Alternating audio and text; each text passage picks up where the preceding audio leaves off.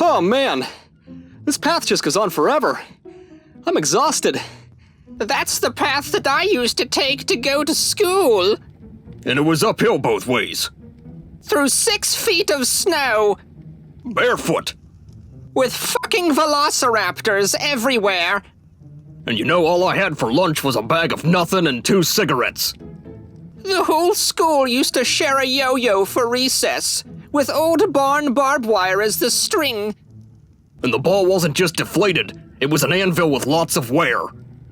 The monkey bars were made from asbestos and sadness. The slide was just cobbled together cheese graters and was positioned directly in the most sun-blazoned patch of concrete. The sun was hotter back then, too. It used to entirely melt the rusted tetanus poles we would sit on and pretend we're horses. We used to play jacks with an actual grenade and blood-stained shrapnel left over from the Great War. We were all drafted just as our facial hair was starting to grow in, at the ripe age of 8. 8? Pfft, I was drafted in the womb. Made my own mom my personal meat mech. Punched Hitler himself. You've heard of Eva Braun, right? Yeah, that was my cover. Personal meat mech? Pfft, I wish I had that luxury. Back in my day, we were conceived and birthed in real time in the cold Siberian winds. Siberian winds? Pfft, back in my day, we were allowed to be born only after we got a Bronze Star, and it was at the bottom of the ocean. We had to swim to the top just to prove how fucking strong we were. Pfft, you got the privilege of swimming?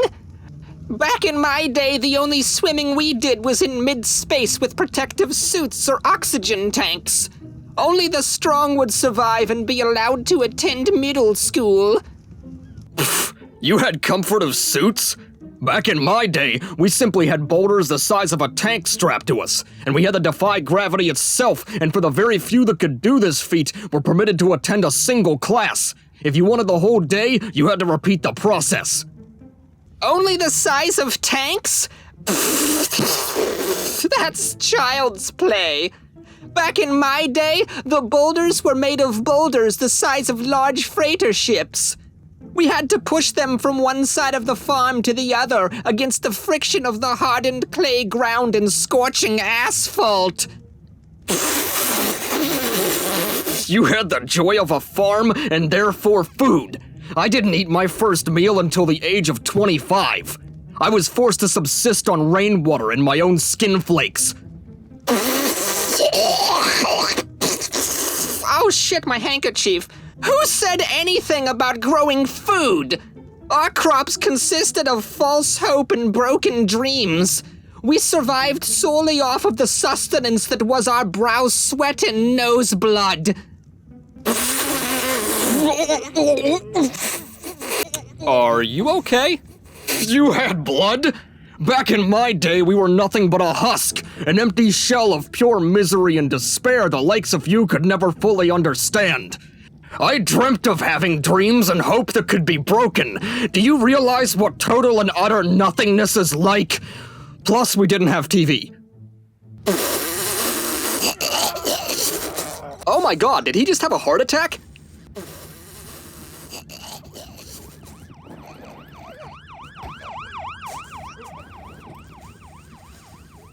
Jesus fucking Christ! Back in my day, we didn't even think of having thoughts. The only respite we received was from the cleansing flames of the overhead sun, burning away our ever-accumulating sins.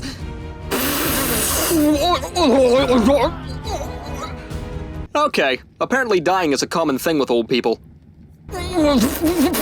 Holy sweet f***ing jelly bean hell! You mean to tell me you had your sins cleansed? Back in my day, every time you sinned, you had to take a nail and shove it under your toenail and kick a bowling ball 6 miles up a hill, and then repeat for every previous sin.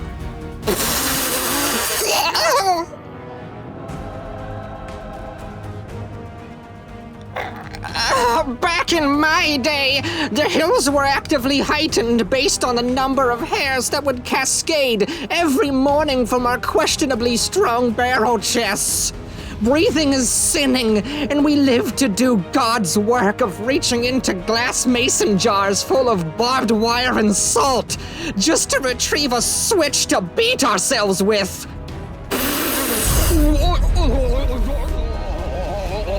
Back in my day, we didn't have a precious god to do work for. We merely existed to perpetuate the grand entropy and heat death of the universe. I had to personally swallow gallons upon gallons of liquid shit just to have the right to take a fully castrated piss.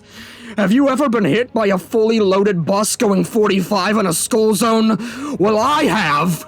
That was my morning job, because we didn't have those pussy little breaks your weak, feeble, gutless generation does.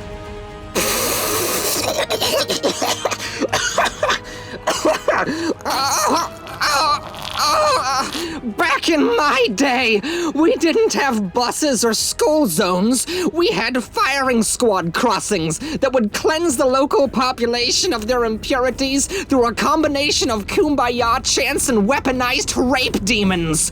Have you ever received a sandpaper-esque reach around from a demon that bears a striking resemblance to Keith Richards' less attractive skeleton-like cousin? Or does your pansy-ass generation LGBTQ++ and go f*** yourself, not make rape demons like they used to? Take it, Seamus! Who the f*** do you think trained those rape demons? And you think sandpaper is bad? Back in my day, we had glass glued to the picture of the girl you wanted to f***. Makes you tough. And as for the LGBTQ++ and $hashtag go f*** yourself, we had two genders, man and worthless subhuman flesh bags. I remember this one time when I was the ripe age of 6. I was plowing this bitch named Helen. She couldn't f***ing see or hear, and let me tell you, she gave the best Gluck Gluck 3000 you could ever have. Both of you are terrible human beings. Back in my day, those worthless subhumans weren't ever named Helen, as he is required to spell it, and that's a direct assault on the manhood that was my perfect, godlike generation of chiseled specimens. If subhumans were to be named, they could only carry the prefix of good, followed by blowjob. Oh, there you go, little buddy. Get back in your spot. Oh, back in my day, my family tree looked like a palm tree because it is one straight line of pure alpha males. Each and each one of my magnificent forefathers have fought and won every goddamn conflict in the history of forever. We put the he in hero. Back in my day, ancestral trees were more like vague straight lines in my family, as the flesh-bag semen dumpsters we called wives weren't documented to avoid the cost of black ink on paper. Shopping receipts were worth more ink than our significant others, and our demon spawns bred only for the sole purpose of pushing rusty garden hose into fields of regret. Oh, there you go, little buddy. Your pathetic generation needed wives. We just kept them around as pleasure holes to be filled from time to time. We didn't want to taint our perfect form with such weak genetics. Every ancestor of mine reproduced asexually, creating an exact and even more powerful clone than its previous iteration. It's been said that by the time the 1000th clone has been cast, that he will be so powerful that the multiverse itself will implode, and every female genitalia in existence will simultaneously come a shower so hard it will break every bone of its host. Oh, there you go, little buddy. Let's clean you off. Your weak bloodline exists in the multiverse?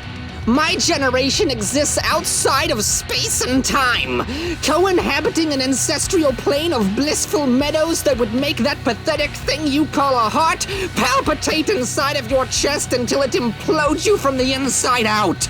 The cummy showers of your generation's female meatbags will water the ever-expanding and endless fields of seeds that my generation has single-handedly sown using nothing but pure mental aggression and intent.